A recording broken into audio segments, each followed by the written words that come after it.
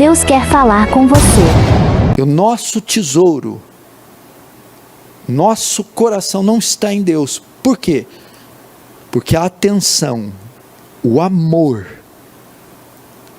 o louvor dele nós temos disponível o tempo todo. E não haveria necessidade de ficarmos abatidos se o nosso coração tivesse voltado para ele. Nossa tristeza muitas vezes, ou a nossa alegria, é também com a nossa performance. O nosso sucesso financeiro, profissional, nosso sucesso espiritual, o reconhecimento das pessoas. Isso nos enche de gozo. E muitas vezes não é o que o Senhor pensa a respeito de nós, se a causa dele está avançando, se o nome dele está sendo exaltado. Então nós começamos a ver que o termômetro da nossa alegria e felicidade, muitas vezes não passa por Deus. Assim nós podemos reconhecer se estamos amando ou não. Se toda vez que o nome dele fosse ofendido, isso fizesse nosso coração sangrar. Se toda vez que a causa dele fosse manchada, blasfemada, isso nos abatesse, como abatia os homens, os santos, como abateu Esdras, quando ficou sabendo dos casamentos mistos, com a tarde inteira atônito, em jejum, pasmo. Ou se nosso coração enchesse de gozo e júbilo, por ouvir o nome dele ser exaltado, por ver pecadores se rendendo a ele, a causa dele avançando. Se esse é o nosso termômetro, ali está o nosso tesouro, e ali está o nosso coração. Mas às vezes não. O nosso cotidiano,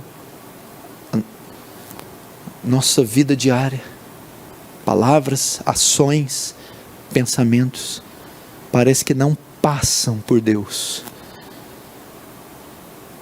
não passam pelo que ele sente, pensa.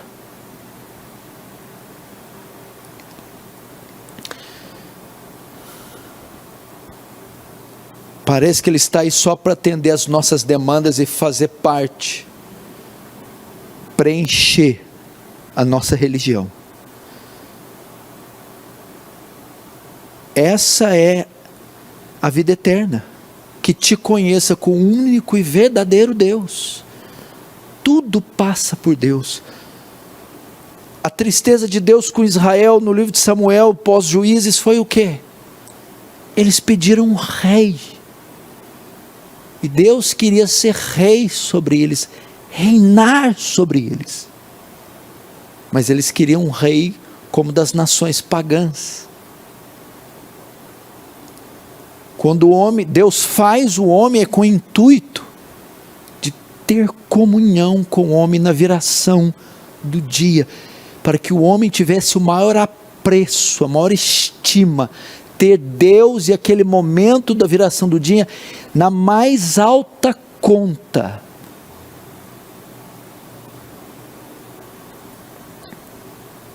E essa é a pergunta. Quer comais, quer bebais, quer façais qualquer outra coisa, pode substituir facilmente ali a conclusão: fazei tudo por amor a Deus. São sinônimas essas palavras, para a glória de Deus e por amor a Deus.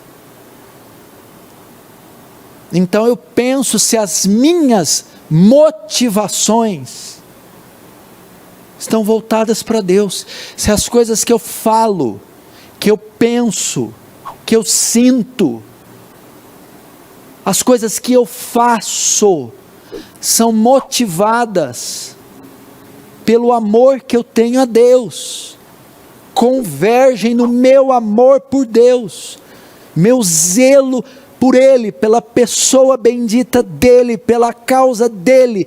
Eu me alegro quando Ele se alegra e me entristeço quando Ele se entristece. Que sentido há a vida cristã sem cumprir esse? Para que eu vou para os outros mandamentos, se esse é o maior e eu ainda não estou cumprindo? Que sentido há uma vida cristã?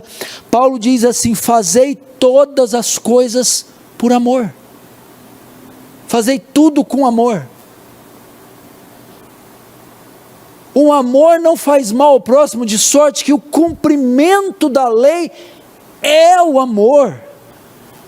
Toda lei se resume nesta palavra, a saber, o amor.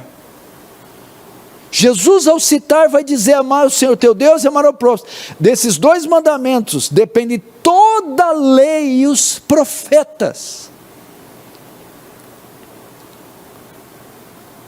Como é que vamos avançar sem isso? Que sentido há o culto público sem amor a Deus? Que sentido há o louvor e adoração sem que esses sejam feitos levando em conta o amor a Deus, ou feitos por amor a Deus? Que sentido há as orações, os jejuns, os meios da graça, se esses não forem feitos baseados no amor que eu tenho, ou no amor a Deus? O próprio ministério,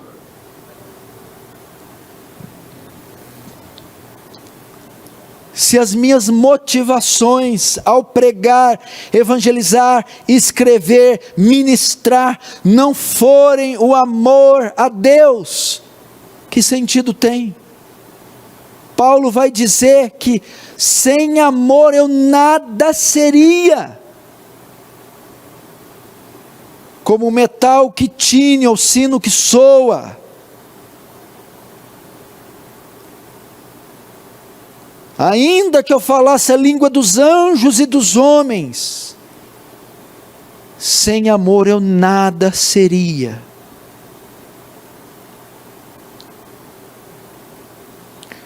Ainda que eu desse o meu corpo para ser queimado, distribuísse todos os meus bens aos pobres, ainda que eu tivesse tamanha fé capaz de transportar os montes, sem amor, nada disso me aproveitaria.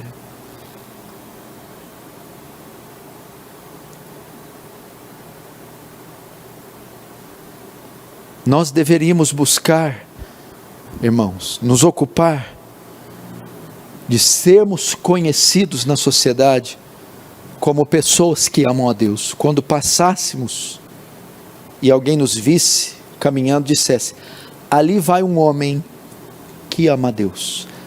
Ali vai uma mulher conhecida pelo amor que ela tem a Deus.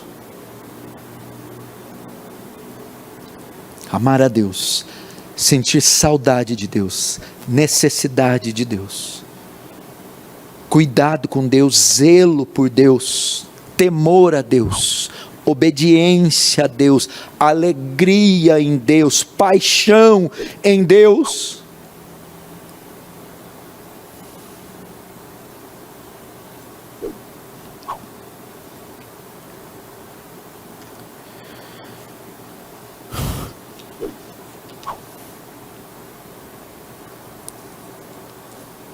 E por que às vezes nós estamos falhando em amá-lo dessa maneira?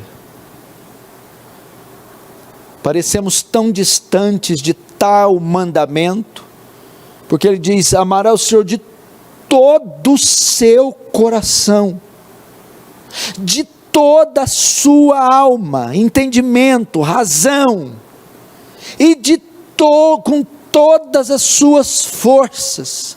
Ame-o em toda a sua totalidade, que toda a sua existência, a sua composição, a sua essência seja inclinada a amá-lo.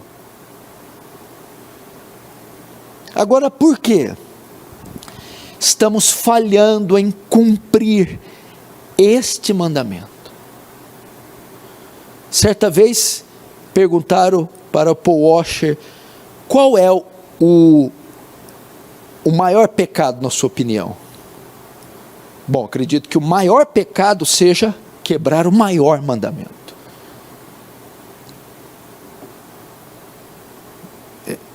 Pensando dessa maneira, faz muito sentido. Então imagina, se nós não estivermos cumprindo o maior mandamento, nós estamos cometendo o maior de todos os pecados, porque estamos quebrando o maior de todos os mandamentos, que na verdade é o resumo, é a síntese de todos os outros, de toda a escritura de Gênesis e Apocalipse. E por que estamos falhando? Porque não o amamos com essa intensidade, ou sequer o amamos. Como fazemos para amá-lo dessa forma que foi pedida? Como eu cumpro esse mandamento? Ele não pode ter me dado um mandamento que eu não sou capaz de cumprir. Por que eu estou falhando em cumpri-lo? E como eu faço? Eu acredito que para nós aprendermos isso, nós temos que caminhar para outro texto, uma outra história bíblica, que vai nos ensinar por que estamos falhando e como amá-lo dessa maneira.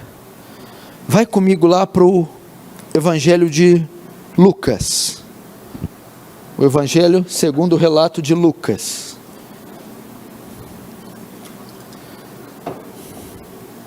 Lucas capítulo 7.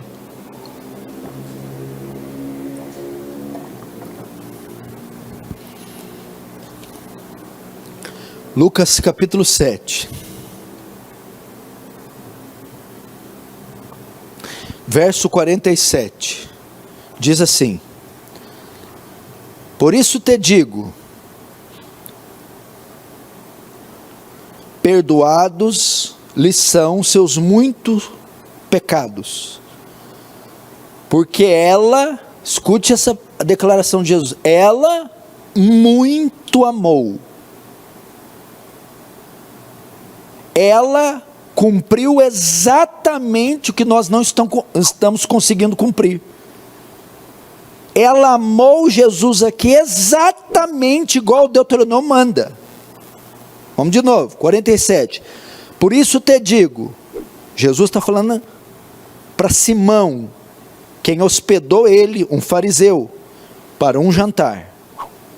E uma pecadora entra para lavar os pés dele com lágrimas e enxugar com os cabelos. Aí Jesus diz: por isso te digo, Simão, perdoado lhes são os muitos pecados, porque ela muito me amou. Ela me amou de todo o coração, toda a força, toda a intensidade. Mas aquele a quem pouco se perdoa, pouco ama. Até aí. Esse texto aqui nos dá uma pista.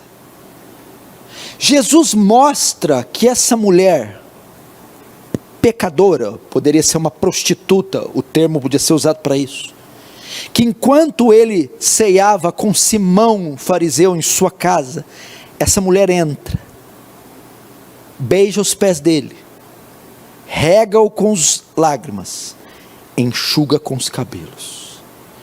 E Jesus diz: essa mulher muito me amou.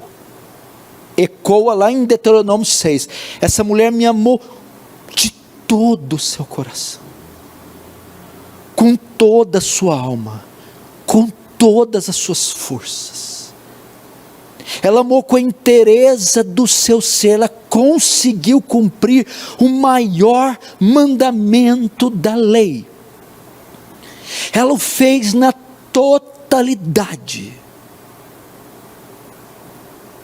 Agora, como ela conseguiu? A Bíblia diz que, o texto diz, quem muito perdoa,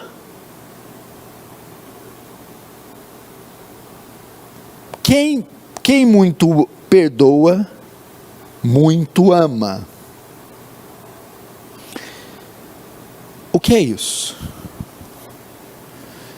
Jesus está contando uma parábola de 2 devedores ao mesmo Senhor. Um devia 50 denários e outro 500. O Senhor perdoa ambas as dívidas. Perdoo de você que me deve 50 e de você que deve 500. Aí Jesus pergunta: Simão, qual dos dois vai amar o Senhor mais? Suponho que é aquele que foi perdoado os 500. Ok. A ideia aqui, a mulher tinha noção do quanto ela foi perdoada. Ela tinha noção do quanto e do que ela foi perdoada. Da multidão de pecados, da dívida impagável que ela tinha.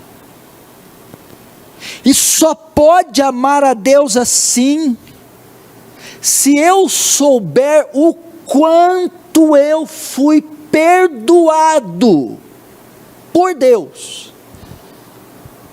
Trazendo em miúdos, para você entender mais ainda, eu só posso amar a Deus nessa intensidade, nesses termos, se eu souber o que Deus fez por mim, o que foi feito por mim.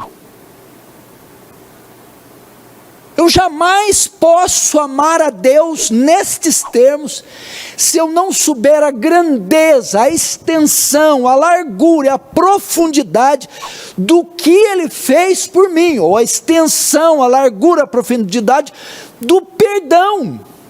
Jesus disse, ela só amou muito, porque ela muito foi perdoada. Ela sabe do que ela foi perdoada. Ela sabe quais eram os números dos pecados dela. A grandeza do pecado, para saber o tamanho do perdão. Você que me ouve só pode amar a Deus se você souber a extensão, a profundidade, a grandeza do que Ele fez por você.